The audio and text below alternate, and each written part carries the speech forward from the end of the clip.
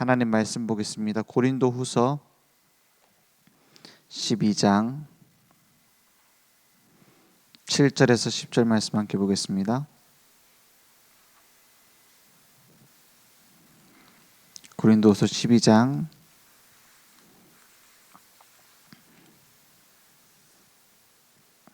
7절에서 10절 함께 보겠습니다.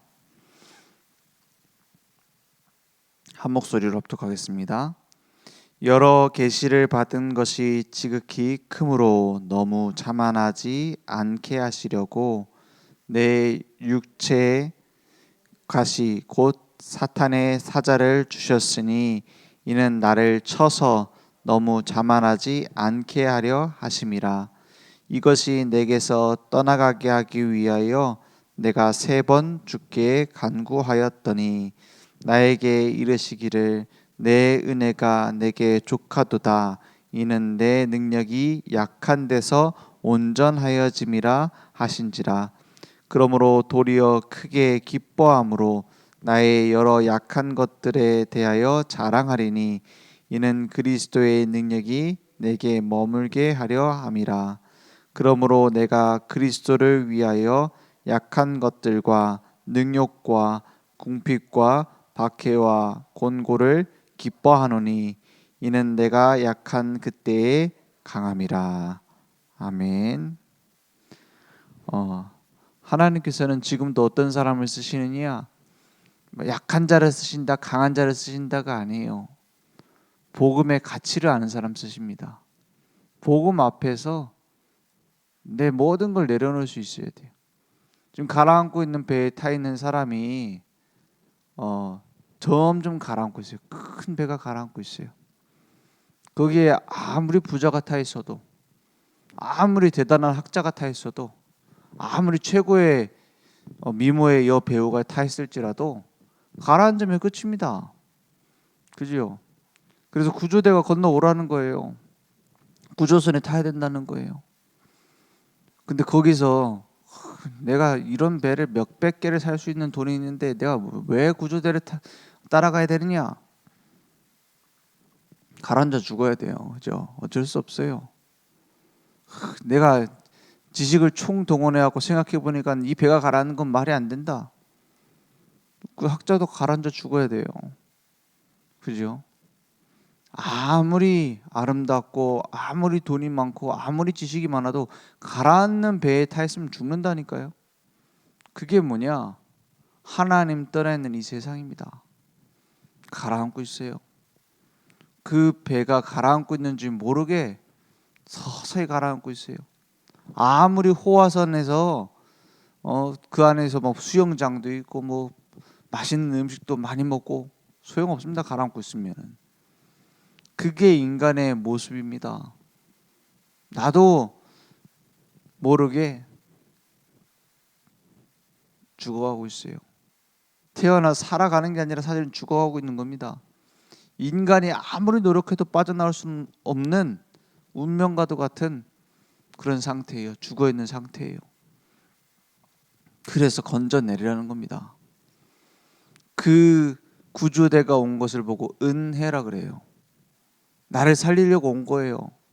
안 믿고 나는 안 가겠다. 죽습니다. 거기에서 구조대의 말을 믿고 나도 그러면 건너가겠습니다. 그게 믿음이에요. 그래서 내가 잘해서 구원받는 것이 아니고 날 구조하러 와줬으니까 지금 가라앉고 있는 걸 보고 확인하고 나를 건져내려 왔으니까 산 거 아닙니까? 그래서 99% 은혜, 내 1% 노력이 아니라 100% 은혜입니다. 거기에 대한 반응이 믿음인 거죠. 그죠? 그래서 너희는 그 은혜에 의하여 믿음으로 말미암아 구원을 받았으니 이것은 너희에게서 난 것이 아니요 하나님의 선물이라 했어요. 선물 내는데 내가 어디 거기다 몇 프로 돈 내고 받습니까? 선물인데 가치 없으니까 선물을 줍니까? 아니에요. 우리가 받을 수 없는 구원이기 때문에, 우리 노력으로 받을 수 없는 구원이기 때문에 거저 주신 거예요. 그래서 우리가 아직 죄인 되었을 때 그리스도께서 우리를 위하여 죽으심으로 우리에 대한 자기의 사랑을 확증하셨습니다. 그 은혜를 내게 주신 거예요. 바울이 말하는 내 은혜가 내게 족하다. 그리스도의 은혜 나를 건져냈어요. 그 은혜로도 우리는 더 받을 게 없는데 이 은혜의 복음을 전달하는 증인으로 나를 세우셨어요. 그것보다 더한 은혜가 있습니까? 지금 다 가라앉아 죽는 사람들에게 이 배로 타야지 삽니다 얘기하는 데 앞장설 수 있게 된 거예요. 그것보다 더한 은혜가 있습니까? 그래서 바울은 거기에 대해서 뭐라고 했냐? 내 병을 고쳐주지 않겠다라는 선언 아닙니까? 그죠? 내 연약한 많은 것들이 있었다. 이런 뭐 학자들은 뭐 눈이 안 좋았다, 안질이 있었다, 혹은 뭐 간질 발작을 했었을 것이다, 혹은 또 다른 숨은 문제가 있었을 것이다. 온갖 추측을 다 해요. 그렇지만 중요한 것은 바울이 진짜 기도하면서 간절히 고쳐달라고 할 만큼 연약한 문제가 있었다라는 거예요. 그런데 주님이 뭐라고 대답하세요? 네 은혜가 내게 족하도다. 이는 내 능력이 약한 데서 온전하여짐이라 이렇게 말씀하세요. 무슨 말이죠? 안 고쳐줄 거다 이 말이에요. 암만 기도해도 안 고쳐줄 거다. 그럼 우리는 뭐 해야 되지? 어쩔 수 없이 받아들여야 되겠죠. 혹은 그래도 내가 고집 부려야 되겠다. 이거는 내가 고치고 가야겠다. 이럴 거 아닙니까? 근데 바울의 반응이 어떻습니까? 그러므로 9절에 보니까 그러므로 도리어 뭐라고요? 9절에 그러므로 도리어 크게 기뻐함으로 이랬어요. 여러분 이거 되겠습니까? 네가 가지고 있는 그 문제 해결 안 해줄 거야.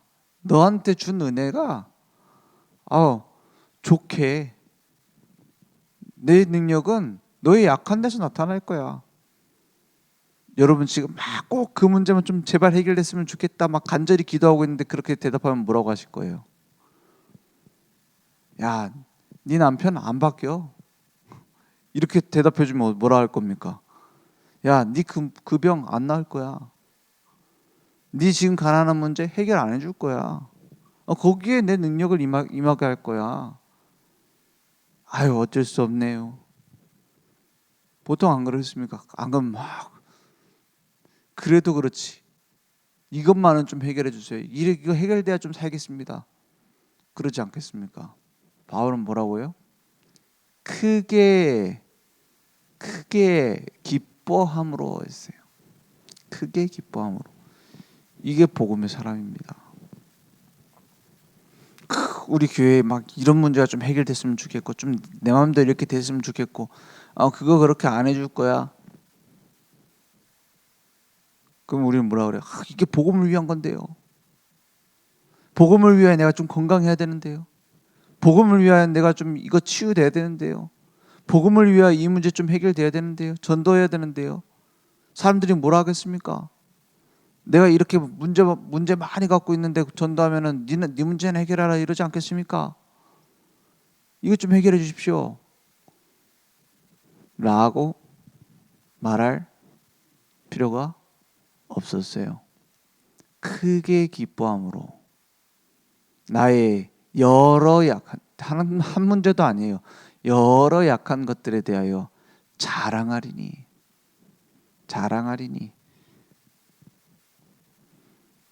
이는 그리스도의 능력이 내게 머물게 하려 함이라 했어요. 이 바울이요 복음 전하는데 간질 환자가 낫고요, 눈먼 자가 눈 뜨고요, 내 문제는 해결 안 되는데 다른 사람 병은 나아요. 귀신 들린 사람도 낫고 심지어 죽은 자도 일으키고요. 그죠? 그 유도거라는 그 청년 제자가 바울이 말씀 전하고 있는데 밤새 말씀 전했잖아요. 어디에서? 저 많은 제자들을 모아놓고 이제 내가 예루살렘에 가서 잡혀갔다가 로마로 갔다가 이제 복음을 증거할 거다. 라고 얘기를 해놓고 마지막 제자들을 점검을 합니다. 그때 막 밤새도록 메시지를 전해요. 밤새도록. 그때 청년 제자 유두고가 어디로 올라갑니까? 저 난간 위로 올라가요. 왜? 잠 깨려고. 잠 깨려고 이제 높은 데 올라오면 잠이 깨니까. 근데 그것도 졸다가 떨어져서 목이 꺾여갖고 죽었어요. 그때 어떻게 돼요? 일으키잖아요, 유두고를. 그래서 살려요. 죽은 자도 살리는 능력이라니까요, 복음의 능력이. 그리고 또 이쯤 됐으면 그만해야 되잖아요. 그래서 계속 메시지 전해요, 밤새도록. 뭐 기적이 일어났다 막 파티하는 것도 아니에요. 그냥 계속 복음 전해요. 보세요. 바울에게 기적이 계속 따라다녀요. 눈먼 자 눈 뜨고 병든 자 고치고 죽은 자 살려요. 안진뱅이 일으켜요. 그런데 자기 병은 안 나. 자기 문제는 해결 안 돼. 근데 그걸 붙잡고 몸부림쳐요? 아니죠. 왜냐? 내 인생의 주인은 내가 아니라 그 능력의 주인은 내가 아니라 하나님이시라. 그죠? 그게 복음입니다. 내 코가 석자인데 자기 문제 해결 못해도 남의 문제 해결해 주는 게 복음이에요. 그죠? 그 기적과 능력은 하나님 손에 있어요. 우리는 단지 뭐예요? 복음을 증거할 뿐. 네 문제나 좀 해결하고 복음 전해라. 그런 사람 많잖아요. 네 성격이나 좀 뜯어 고치고서 복음 전해라. 아닙니다. 그 성격의 복음의 능력이 좌우되는 게 아니에요. 물론 우리의 성격이나 우리의 모습이 성화되어져서 점점 변화되는 건 맞죠. 그렇지만 거기에 묶여 계신 분은 아니다 이 말이에요. 우리는 단지 뭐예요? 하나님의 은혜를 체험하고 은혜를 전할 뿐이에요. 그죠? 그래서 오히려 자기의 약한 것을 막 자랑했어요. 하나님이 주신 약함이니까요. 그래서 육체의 가시라고 했어요. 계속 찔르는 거예요. 가시 박혀 있으면 어떻습니까? 움직일 때마다 아파요. 가시는요. 그 뽑을 때까지 아파요. 근데 그걸 안 뽑아준대요. 그 육체의 가시를 가지고 바울이 교만하지 않도록 하나님 앞에 엎드리도록 만드셨어요. 그죠? 그래서 바울이 끝까지 복음 운동하다 갑니다. 나는 이 문제만 좀 해결되면 복음 전하겠습니다 했던 거를 그대로 두고 평생 달려가게 만들어요.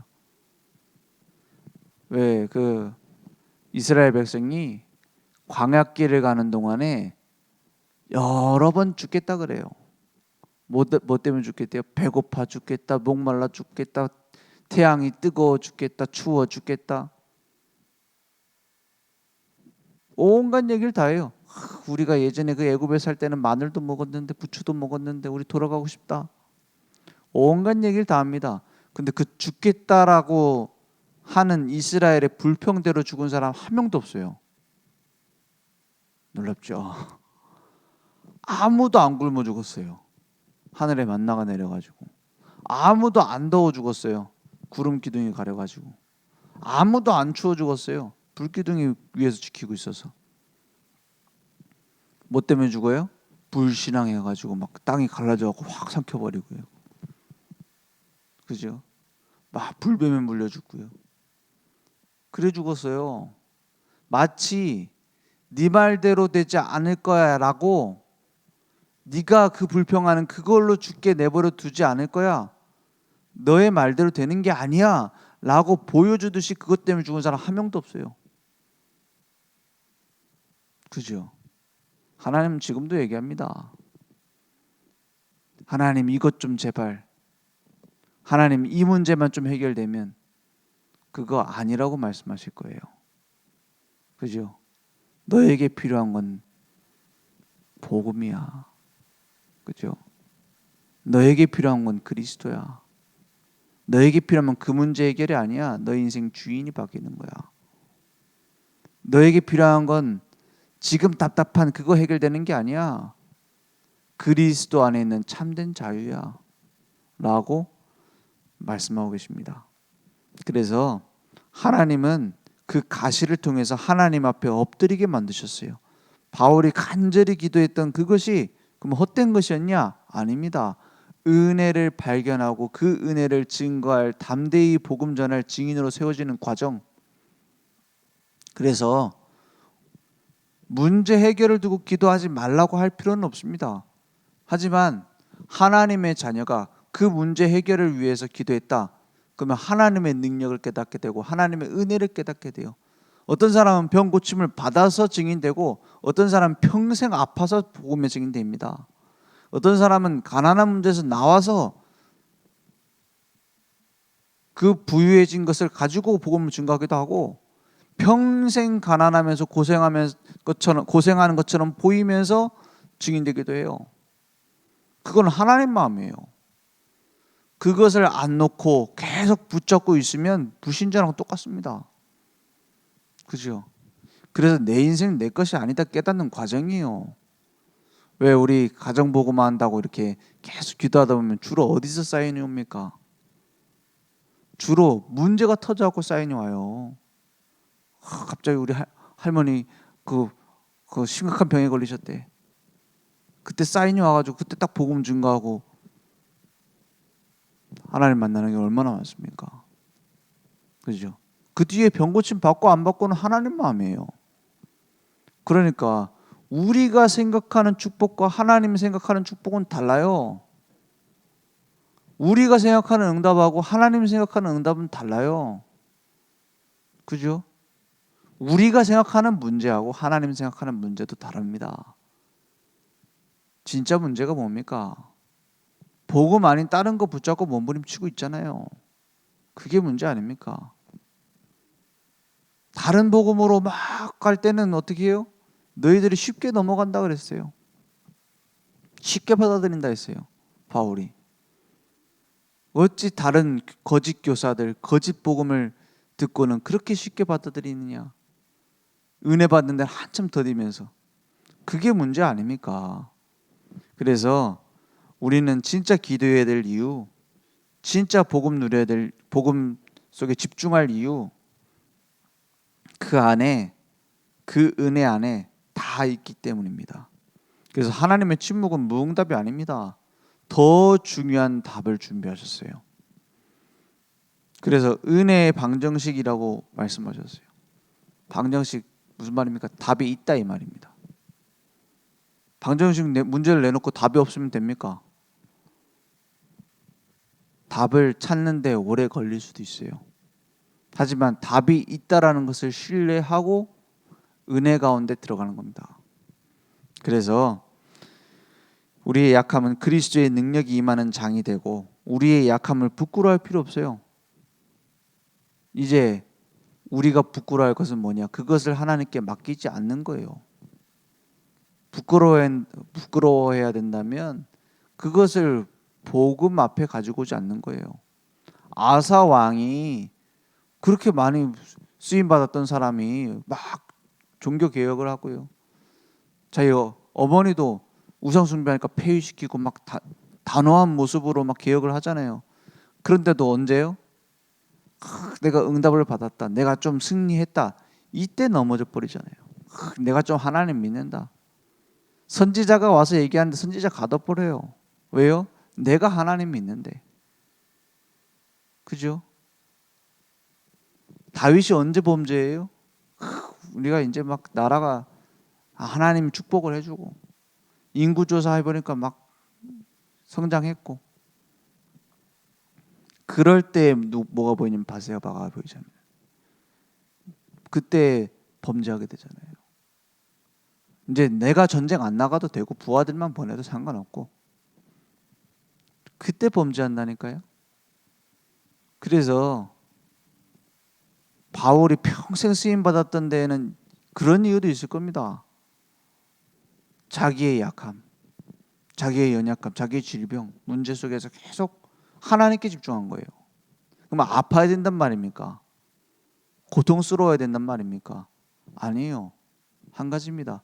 평생 나는 오직 복음하겠다. 평생 나는 은혜만 바라보겠다. 응답을 바라보는 것이 아니라 그 응답 주시는 주님을 바라보겠다. 그 결단입니다. 그래서 우리는 하나님께 쓰임받는 평생을 살아가길 바랍니다.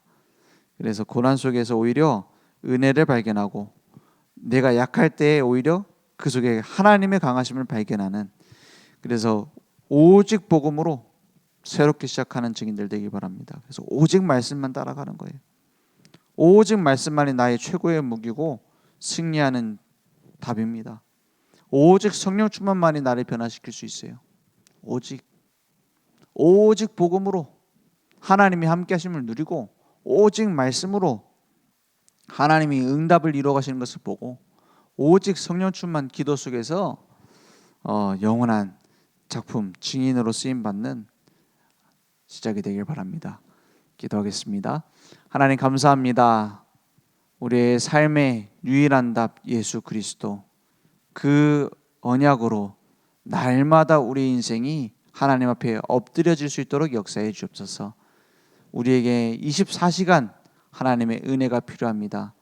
우리의 모든 삶에 하나님께서 함께 하심을 누리며 그 앞에 우리의 모든 것 드리는 증인들 될 수 있도록 역사해 주옵소서. 예수 그리스도 이름으로 기도했습니다. 아멘.